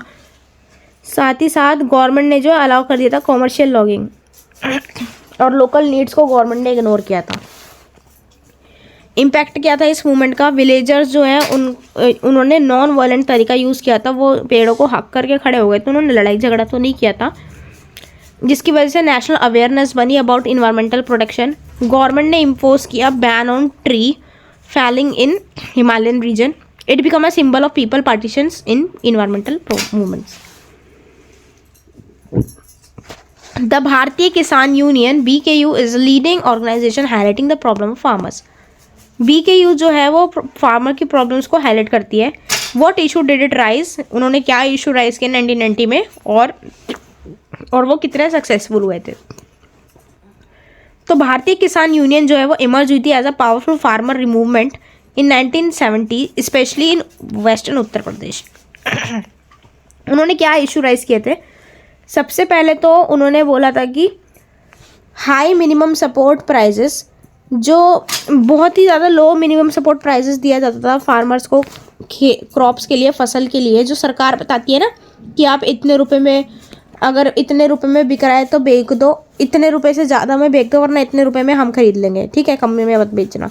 तो वो बहुत ही कम पैसे सरकार बोल रही थी, मिनिमम सपोर्ट प्राइस बहुत कम था। तो इन्होंने डिमांड किया कि थोड़ा उसको बढ़ाओ। साथ ही साथ जो है इलेक्ट्रिसिटी और इरिगेशन, जो सिंचाई करने में बिजली वगैरह यूज़ होती है, इन सब चीज़ों के चार्जेस को थोड़े कम करो। और फार्मर के जो लोन है, डेब्ट है, उनको क्लियर कीजिए या फिर जो भी है उनमें हेल्प कीजिए। Opposition to government policies favouring big industries. और ये एक सक्सेसफुल मूवमेंट था। सक्सेस मूवमेंट कैसे था? The movement force the government to negotiate with farmer. और कुछ लोगों ने डिमांड किया related to price and electricity, और उनके डिमांड को एक्सेप्ट भी कर लिया गया था। जो इशू था फार्मर्स का रिलेटेड टू लोन्स वगैरह, वो भी सेंटर में लाया गया, नेशनल पॉलिटिक्स में लाया गया। हाउएवर इसकी जो सक्सेस थी वो लिमिटेड थी due to lack of long term policies. अब ये एंटी एरक मूवमेंट क्या था जो कि आंध्र प्रदेश में हुआ था। तो एंटी एरक मूवमेंट, और ये कैसे कंसिडर किया जाता है वुमेन मूवमेंट को? तो एंटी एरक मूवमेंट में क्या हुआ था कि आंध्र प्रदेश में 1990s में ये मूवमेंट हुआ था against sale of cheap liquor, मतलब कि शराब बेची जा रही थी बहुत ही कम दाम में। तो अब ऑब्वियसली जब कम दाम में बेचेंगे तो जो पीने वाले बंदे हैं वो तो और ज़्यादा खरीदेंगे। तो सस्ती शराब मिल रही थी आंध्र प्रदेश में, तो जो नशेड़ी पीने वाले होते हैं वो तो और ख़रीदेंगे। तो जिसकी वजह से अब जो पी के घर में लड़ाइयाँ करते हैं, डोमेस्टिक वायलेंस हो रही थी, और भी ज़्यादा गरीबी आ रही थी, ठीक है। क्यों? क्योंकि अपने सारे पैसे तो शराब में ही उड़ा दे रहे थे, जो कमा रहे थे वो मैन जो है, वो घर जो आदमी जो है अपने घर की पूरी इनकम शराब में उड़ा रहे थे। वुमेन और बच्चे सफ़र कर रहे थे, इस वजह से उन लोगों को दिक्कत हो रही थी। तो ये जो मूवमेंट था इसमें ज़्यादातर वुमेन्स ने प्रोटेस्ट किया, क्योंकि प्रॉब्लम तो वही फेस कर रही थी ना सारी। वो movement, the movement was led mainly by rural women. तो जो वुमेन्स ने जो है, खासकर गांव की जो लेडीज़ थी, रूरल वुमेन, उन्होंने जो है इस मूवमेंट में प्रोटेस्ट किया, उन्होंने मूवमेंट शुरू किया। वुमेन्स ने ऑर्गेनाइज किया प्रोटेस्ट, शट डाउन करवाया, मतलब कि बंद करवाई शराब की दुकानों को, लिक्विड शॉप्स को। और एम्पावर्ड वुमेन जो थी उन्होंने क्वेश्चंस राइज किए स्टेट पॉलिसी पे। Thus it is rightly considered a women led social movement. ठीक है, इतना सा आंसर ये जो है एक आपके आंसर फ्रेम करने में हेल्प करेगा, लेकिन आपको जो है वो फुल फ्लेज एक्सप्लेन्ड आंसर लिखना है, इतना छोटे से काम नहीं चलेगा पेपर में। फोर्थ क्वेश्चन है कि नर्मदा बचाओ आंदोलन जो है उसके बारे में है कि it oppose the dam project in Narmada valley. Why did it? Narmada बचाओ आंदोलन में जो है नर्मदा प्रोटेस्ट को क्यों अपोज किया? तो नर्मदा बचाओ आंदोलन जो है उसने अपोज किया प्रोजेक्ट जैसे कि सरदार सरोवर डैम वाले प्रोजेक्ट को, जो डैम बन रहा था उसको। क्यों करा? क्योंकि इसकी वजह से जो है बहुत ही ज़्यादा लार्ज स्केल पे ट्राइबल और जो विलेजर्स थे, जो गांव के लोग थे और जो ट्राइबल पीपल थे, उनका डिस्प्लेसमेंट हो रहा था। उनके जो घर हैं वो डैम में कवर हो रहे थे, उसके लिए उनको कहीं और जाना पड़ता अपना घर छोड़ के। इनएडिक्वेट रिहैबिलिटेशन था, और उन कंपनसेशन भी उनको सही नहीं दिया जा रहा था, ठीक है। उनको पैसे भी सही प्रोवाइड नहीं कर रहे थे गवर्नमेंट, और ना ही ढंग की कोई रहने की जगह दी जा रही थी। ये इन्वायरमेंट के लिए बहुत ज़्यादा खतरा था। क्यों? क्योंकि इसके अंदर बहुत ही ज़्यादा बड़ा जो है फॉरेस्ट का एरिया आ रहा था, जंगल जो है वो कवर हो रहा था डैम में। और ये क्वेश्चन करता है मॉडल ऑफ डेवलपमेंट को विदाउट ह्यूमन कंसर्न, कि डेवलपमेंट के लिए आप डैम तो बना रहे हो, लेकिन आप ह्यूमन कंसर्न को, ह्यूमन के उसको जो है आप, और साथ ही साथ नेचर को भी ध्यान में नहीं रख रहे हो। तो इस मूवमेंट ने जो है सस्टेनेबल और पीपल फ्रेंडली डेवलपमेंट की मांग करी थी। इस क्वेश्चन में आप पूरा प्रॉपर लिख देना नर्मदा बचाओ आंदोलन के बारे में। तो फिफ्थ है, जो मूवमेंट और जो प्रोटेस्ट है वो स्ट्रेंथ करते हैं डेमोक्रेसी को। तो यस करते हैं, जस्टिफाई करो अपने आंसर को। ऑल्सो मेंशन करो इश्यूज जो कि राइज किए गए थे बाय दलित पैंथर मूवमेंट। तो मूवमेंट और जो प्रोटेस्ट है ना वो स्ट्रेंथ करते हैं डेमोक्रेसी को। क्यों? क्योंकि वो एक आवाज़ देते हैं, वॉइस देते हैं मार्जिनलाइज्ड ग्रुप को, जिनको सुना नहीं जाता उनको एक वॉइस प्रोवाइड करते हैं। गवर्नमेंट जो है बहुत अकाउंटेबल हो जाती है, गवर्नमेंट को बताना पड़ता है कि हम ये ऐसा क्यों कर रहे हैं। और डेमोक्रेसी को कैसे स्ट्रेंथन करते हैं सॉरी, तो rise issues ignored bye political parties, उन इशू को राइज किया जाता है जो कि पॉलिटिकल पार्टीज के द्वारा इग्नोर कर दिए गए होते हैं। इंक्रीज होता है पब्लिक पार्टिसिपेशन, साथ ही साथ प्रमोट करते हैं अवेयरनेस को, राइट्स को। जैसे कि चिपको मूवमेंट और एंटी एरेक मूवमेंट में जो है force the government to change policy, उन्होंने फोर्स किया था कि गवर्नमेंट अपनी पॉलिसी चेंज करे। ऐसे दलित मेंटर मूवमेंट का क्या इशू था, कास्ट बेस्ड जो है वो डिस्क्रिमिनेशन हो रहा था, दलित पीपल्स जो थे उनके साथ एक डिस्क्रिमिनेशन हो रहा था उनकी कास्ट को लेकर। तो इसीलिए एट्रोसिटीज़ जो थे वो जो बड़े बड़े लोग होते हैं वो अगेंस्ट से दलित्स के डिमांड करी गई सोशल इक्वालिटी की, जस्टिस की, और ये इंस्पायर था बाय अम्बेडकर आइडियोलॉजी। हिंदी में भी सेम चीज़ है, आप इसको इतने शॉर्ट पॉइंटर्स में लिख के आओगे तो नंबर नहीं मिलेंगे। ये पॉइंट्स है, इनको आपको एक्सप्लेन करना है ब्रॉडली, ठीक है। Next, regional aspiration. तो what is mean by regional aspiration, how was India respond to regional aspiration. तो रीजनल एस्पिरेशन का मतलब होता है जो अलग अलग रीजन के लोग होते हैं उनकी इच्छा, उनकी डिमांड, लोगों की डिमांड पर्टिकुलर रीजन को लेके, ऑटोनॉमी को लेके, रिकॉग्निशन, डेवलपमेंट को लेके, ठीक है। क्षेत्र के लोगों की डिमांड पहचान को लेके, विकास को लेके और अलग राज्य की मांग को दर्शाती। India's response to regional aspiration, creation of new state and linguistic regional basis, मतलब कि नई नई स्टेट्स को बनाया गया लैंग्वेज के बेसिस पे, जैसे कि झारखंड हो गया, छत्तीसगढ़ हो गया। सोशल स्पेशल स्टेटस दिया गया, ऑटोनॉमी दी गई सर्टेन रीजन्स को, साथ ही साथ डेमोक्रेटिक नेगोशिएशन किया गया बिना कुछ ही फोर्स के, और डिसेंट्रलाइज किया गया थ्रू पंचायती राज हुआ, फेडरलिज्म हुआ, मतलब कि पावर को डिवाइड किया गया। सॉरी, मेरा गला बिल्कुल भी ठीक नहीं है, बस क्योंकि एग्ज़ाम नियर है, दैट्स वाई वीडियो बनानी है, और आई एम इतना डेडिकेटेड कि मैं वीडियो बनाऊं ताकि आप लोग पढ़ पाओ। तो आई एक्सेप्ट कि आप लोग भी एक्सपेक्ट कि आप लोग भी इतने डेडिकेशन से पढ़ो, ठीक है। तो इंडिया जो है एक वो फ्लेक्सिबल और डेमोक्रेटिक अप्रोच रखती है, साथ ही साथ हेल्प करती है accommodating diversity while maintaining unity. Second question, explain करो राइज ऑफ द्रविडियन मूवमेंट। तो साउथ में जो है द्रविडियन मूवमेंट हुआ था तमिलनाडु के अंदर, इसने कैसे इन्फ्लुएंस किया इंडियन पॉलिटिक्स को। तो द्रविडियन मूवमेंट जो है वो एमर्ज हुआ तमिलनाडु में एज अ प्रोटेस्ट अगेंस्ट ब्राह्मण domination and imposition of Hindi. ब्राह्मण डोमिनेट करते और हिंदी उनके ऊपर थोपी जाती है, ऐसा उनका मानना है। तो मेजर फीचर क्या था, डिमांड थी सोशल जस्टिस की, इक्वालिटी की, opposition to Hindi as national language, emphasise किया गया था तमिल आइडेंटिटी और कल्चर पे। इसका इम्पैक्ट ये था कि रीजनल पार्टी जैसे कि डीएमके ये सब का पावर में आई, स्ट्रेंथ किया फेडरलिज्म को, और प्रूव किया कि रीजनल पार्टी जो है वो एक बहुत इंपॉर्टेंट रोल प्ले करती है। थर्ड क्वेश्चन है कि what led the demand for Khalistan in Punjab. Punjab में खालिस्तान की डिमांड क्यों हुई और how did the Indian government resolve the Punjab crisis. तो पहला पॉलिटिकल ग्रीवेंस, मतलब जो सेक्शन था ऑफ सिख पॉलिटिकल लीडर्स का, उनको ऐसा लगा कि पंजाब जो है उसको एडिकेट पॉलिटिकल ऑटोनॉमी नहीं मिल रही है, उनको उतनी फ्रीडम नहीं मिल रही है जितनी प्रॉमिस की गई थी अंडर फेडरल प्रिंसिपल। और इकोनॉमिक इश्यूज भी थे, रिवर वाटर को लेकर लड़ाइयाँ थी, शेयरिंग रिसोर्सेज को लेकर लड़ाइयाँ थी, इंडस्ट्रियल डेवलपमेंट को लेकर लड़ाइयाँ थी, डिससेटिस्फैक्शन थी, रिलीजियस आइडेंटिटी कंसर्न थी। कुछ सिख इनको ये फियर था कि जो सिख रिलीजन और कल्चर है ना उनको नेग्लेक्ट किया जाता है इंडियन यूनियन में। रोल ऑफ एक्सट्रीमिस्ट लीडर जैसे कि जनरल सिंह भिंद्रनवाले, तो उन्होंने मोबिलाइज किया रिलीजियस सेंटीमेंट को और प्रमोट किया सेपरेटिस्ट आइडिया। ये मतलब ऐसे आइडिया प्रमोट करते थे कि हमको अलग हो जाना चाहिए, सेपरेटिस्ट आइडिया जो होते हैं। सेंट्रल स्टेट टेंशन, फ्रीक्वेंट जो है dismissal of government state, delay selection.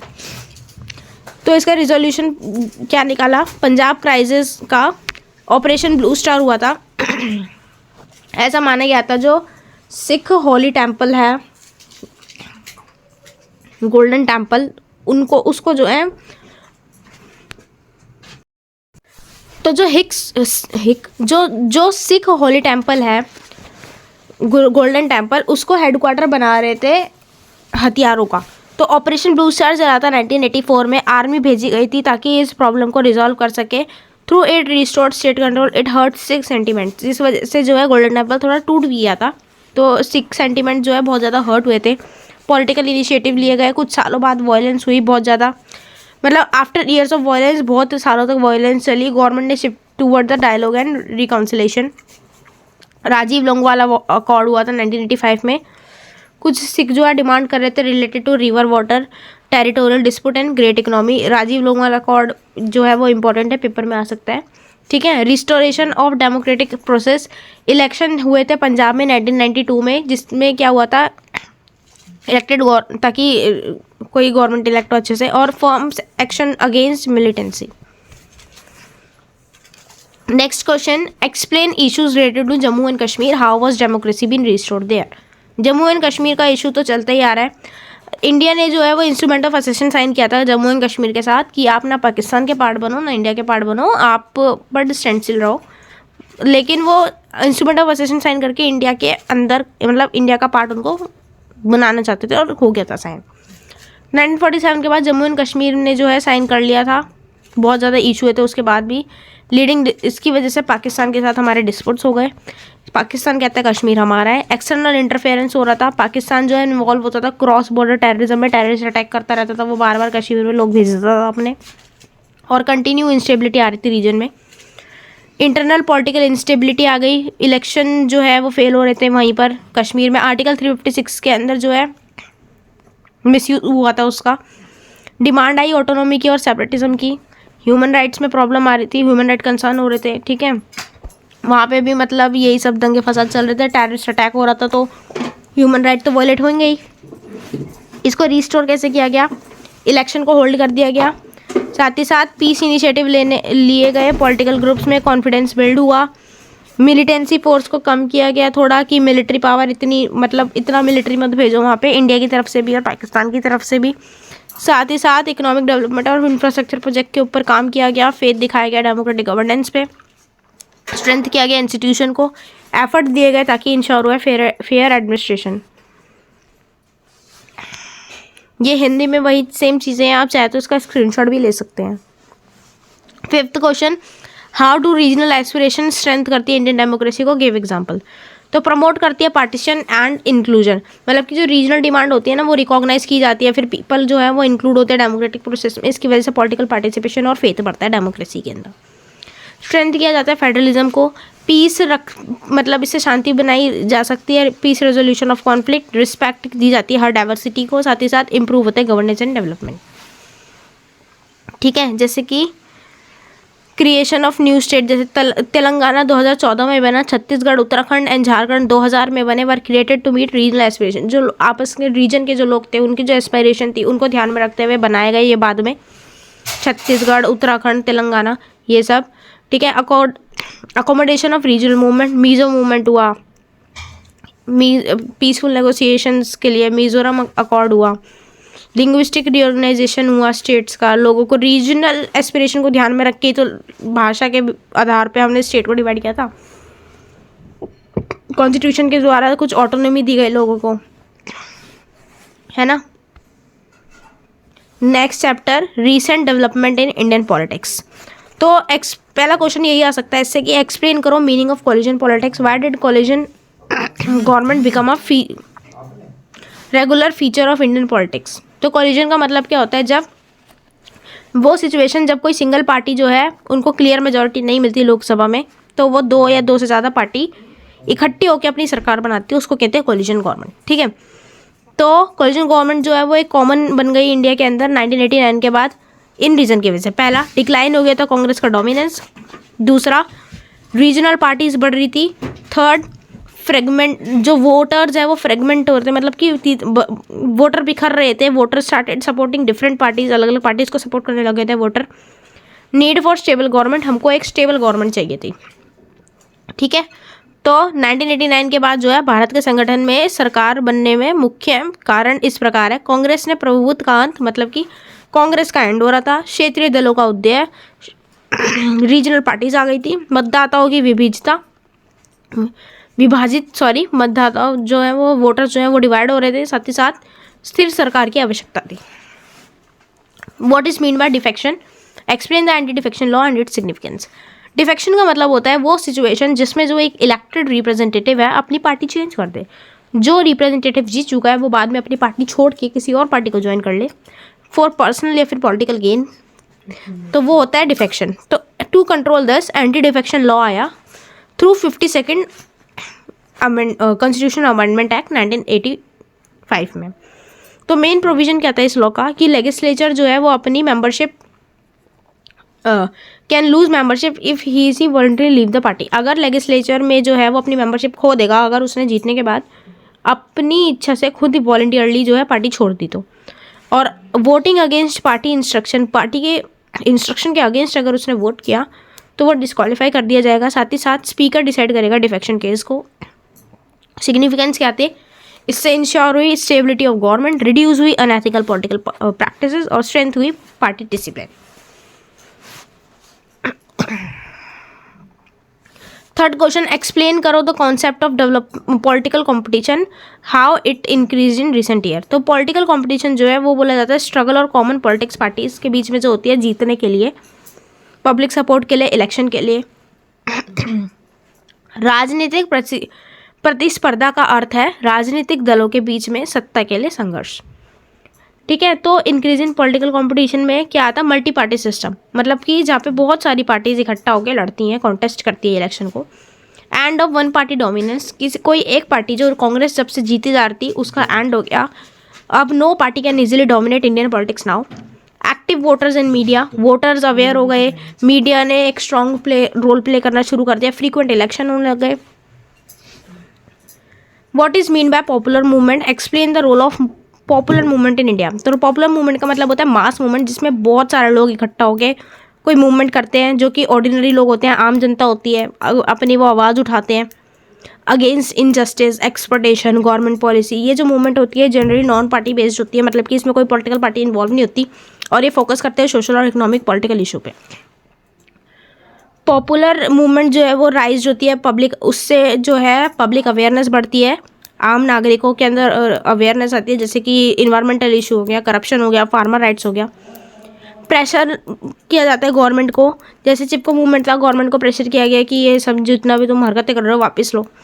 Strengthen की जाती है डेमोक्रेसी, इंकरेज करती है पीपल को, क्योंकि democracy is for people, by the people end of the people, तो उसको स्ट्रेंथन किया जाता है। वॉइस दी जाती है मार्जिनलाइज लोगों को, वो जो मार्जिनलाइज लोग हैं जिनको नहीं सुना जा रहा उनको आवाज़ दी जाती है कि आप बोलिए। ठीक है, सेम चीज़ यही हिंदी में है कि जन जागरूकता को बढ़ाई जाती है, सरकार पर दबाव बनाया जाता है, लोकतंत्र को मजबूत किया जाता है, कमज़ोर वर्गों को आवाज़ देने में हेल्प करती है और राजनीतिक निर्णयों को प्रभावित किया जाता है। तो यही था आज की वीडियो में।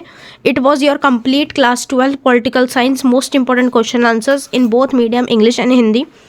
अगर वीडियो अच्छी लगी हो तो चैनल को सब्सक्राइब कर देना, वीडियो को लाइक कर देना एंड शेयर करना अपने फ्रेंड्स के साथ जो आप चाहते हो कि वो भी अच्छे नंबर में पास हुए। मिलते हैं नेक्स्ट वीडियो में, तब तक के लिए बाय बाय। और हाँ, कोई डाउट हो तो आप feel free to ask me in comment section.